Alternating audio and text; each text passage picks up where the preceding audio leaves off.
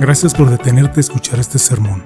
Antes de comenzar, ¿podrías tomarte un momento para darle me gusta a este video y suscribirte a nuestro canal? Esto le ayuda a YouTube a compartir este video con más personas que necesitan oír la palabra de Dios, como tú y yo.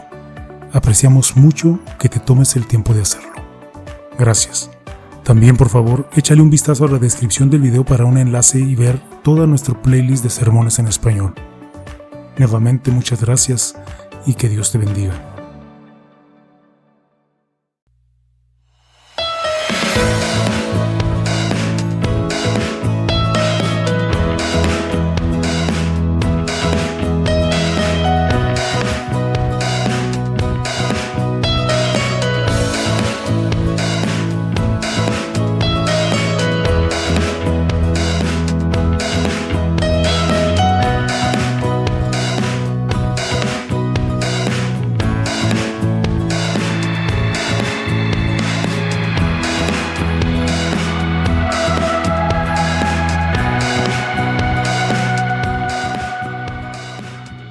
Sermón del domingo 31 de marzo del año 2024 de la Iglesia Luterana Cristo Nuestro Redentor, basado en el texto del Evangelio según San Lucas capítulo 24, versículos del 36 al 48, con motivo del domingo de resurrección. Todavía estaban ellos hablando de estas cosas cuando Jesús se puso en medio de ellos y les dijo: «La paz sea con ustedes». Ellos se espantaron y se atemorizaron, pues creían estar viendo un espíritu, pero Jesús les dijo: ¿por qué se asustan? ¿Por qué dan cabida a esos pensamientos en su corazón? Miren mis manos y mis pies, soy yo. Tóquenme y véanme. Un espíritu no tiene carne ni huesos, como pueden ver que los tengo yo. Y al decir esto, les mostró las manos y los pies. Y como ellos, por el gozo y la sorpresa que tenían, no le creían, Jesús les dijo: ¿tienen aquí algo de comer? Entonces ellos le dieron parte de un pescado asado, y él lo tomó y se lo comió delante de ellos. Luego les dijo: lo que ha pasado conmigo es lo mismo que les anuncié cuando aún estaba con ustedes, que era necesario que se cumpliera todo lo que está escrito acerca de mí en la ley de Moisés, en los profetas y en los salmos. Entonces les abrió el entendimiento para que pudieran comprender las escrituras, y les dijo: así está escrito y así era necesario que el Cristo padeciera y resucitara de los muertos al tercer día, y que en su nombre se predicara el arrepentimiento y el perdón de pecados en todas las naciones, comenzando por Jerusalén. De esto, ustedes son testigos. ¿Cuánto escepticismo crees que existe hoy hacia la Pascua? ¿Cuántos nos consideran tontos, raros o locos por celebrar la resurrección de Jesucristo? ¿Cuántos creen que la resurrección de Jesús de entre los muertos es la cosa más boba y disparatada y absurda que jamás han oído? ¿Algo que solo leemos o encontramos en los cuentos de hadas? Este escepticismo no es nada nuevo. El escepticismo sobre la resurrección de Jesús es un tema e hilo común a lo largo de los evangelios de Mateo, Marcos, Lucas y Juan. Basta con leer solamente el evangelio de Lucas para ver desde cuándo existe este escepticismo, como en Lucas 24:4, cuando las mujeres llegaron a la tumba de Jesús y encontraron la piedra removida y el cuerpo de Jesús ausente, se preguntaron sobre lo que estaban viendo y literalmente estaban llenas de miedo por lo que veían. El Evangelio de Marcos añade que estaban temblando y desconcertadas. Lucas 24:11 dice que cuando las mujeres contaron a los 11 discípulos lo que habían visto y lo que les había dicho un ángel, ninguno de los discípulos le creyó a las mujeres. Dice el texto que el relato de las mujeres les pareció una locura.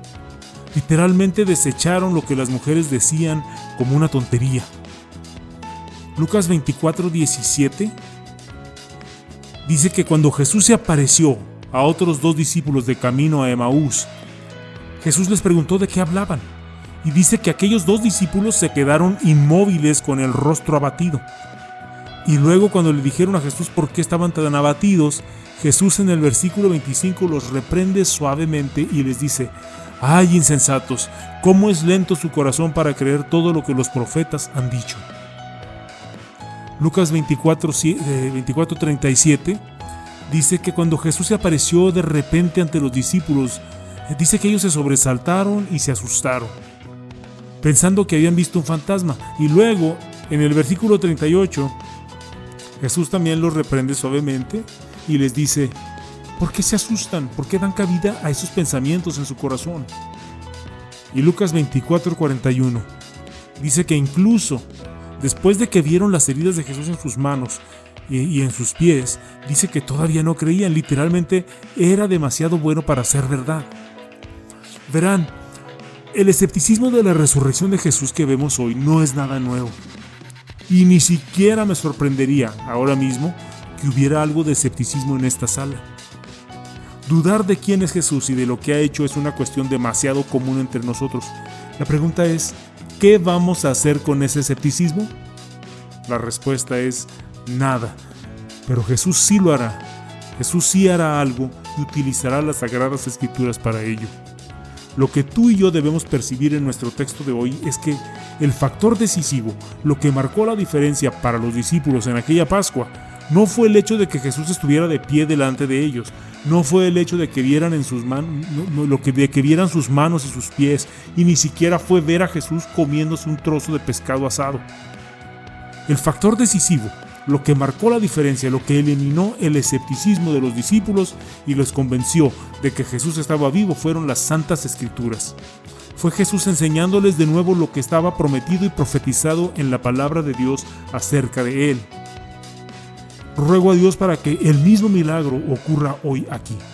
Ruego que todas sus mentes se abran de par en par en este domingo de Pascua para ver, saber y creer que la palabra de Dios es la verdad y que todo lo que creemos acerca de nuestro Salvador Jesucristo, de acuerdo con la palabra de Dios, es verdad.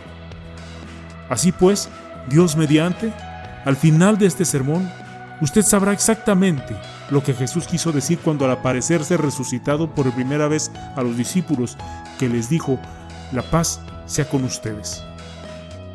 A cada uno de nosotros nos gustaría convencernos de que si algo aliviaría o disiparía nuestras dudas sobre Jesús, sería si pudiéramos ver a Jesús en persona.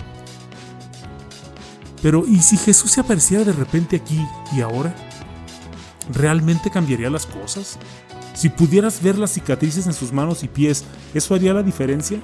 Si pudieras tocar esas cicatrices como lo hizo Tomás el incrédulo, ¿cambiaría algo? Si pudieras disfrutar de un pescado a las brasas con Jesús, ¿eso marcaría la diferencia? Pensar que lo haría es ingenuo y tonto. La verdad es que si eso ocurriera ahora mismo, si Jesús de repente se parara frente a nosotros, todos pensaríamos que estaríamos viendo un fantasma o pensaríamos que esto es demasiado bueno para ser verdad. Seguro que nos estremeceríamos y nos asustaríamos, y seguro que Jesús tendría que decirnos por qué se asustan, por qué dan cabida a esos pensamientos en su corazón. Así que nuevamente, ¿qué va a marcar la diferencia?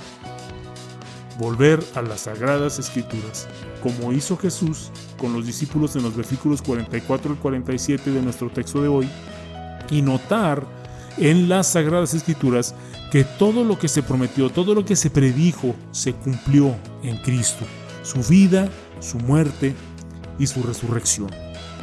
Primeramente tenemos que trasladarnos 700 años antes de que naciera Jesús, hasta Isaías 42, 1 al 3, y leer: aquí está mi siervo, mi escogido, en quien me complazco. Yo lo sostengo, sobre él reposa mi espíritu.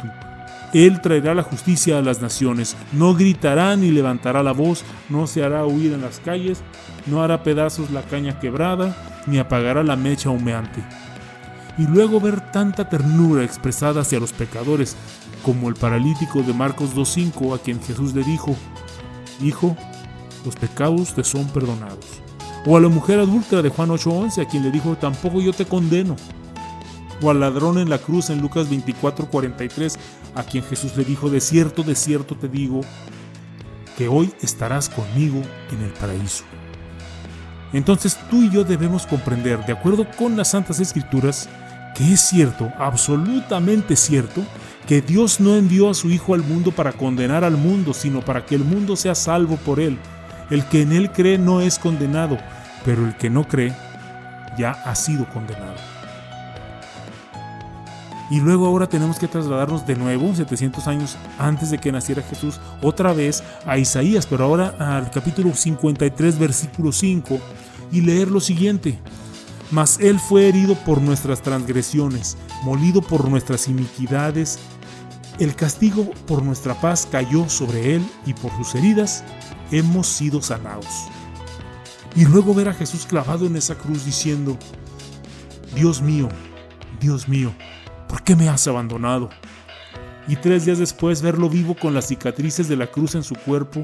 Entonces tú y yo debemos saber que, de acuerdo con las Santas Escrituras, que es cierto, absolutamente cierto, que por las heridas de Jesús hemos sido sanados, que en nuestro lugar Jesús recibió el castigo por nuestro pecado y que su sacrificio satisfizo la ira del Padre.